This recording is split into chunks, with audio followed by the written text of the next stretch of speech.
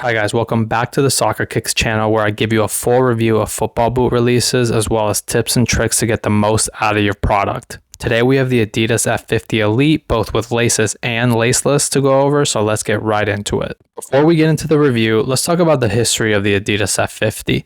The F50 first landed in 2004 right before the Euros tournament, and it featured a mix of K-leather and synthetic upper. In 2016, Adidas did away with the F50 and introduced the X line, which brought on a lot of controversy. Although you could argue the X16 was a great boot, the brand's decision to step away from the name was seen as a mistake by a lot of fans. Now, fast forward to 2024, about 20 years after the boot first launched, Adidas has brought back not just the name of this iconic silo, but also the most popular look and feel by giving us a close iteration of the F50 Adi Zero from 2010. It's such a clear nod to this era that Adidas even produced the famous chameleon colorway for this launch that Messi wore back in 2010 World Cup. The price point for both the lace and laceless models currently sit at $260.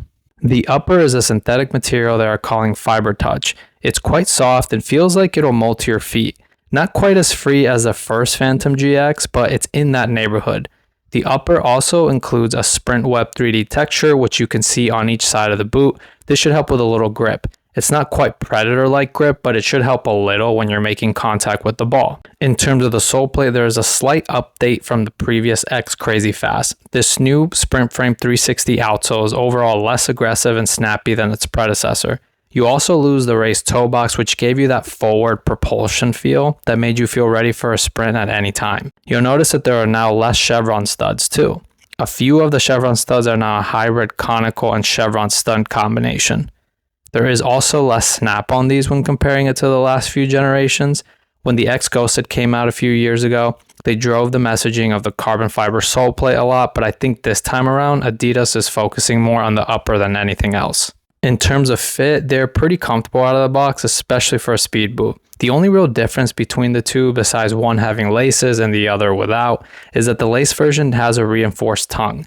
This compression fit tongue makes them feel a little more snug and keeps everything more compact.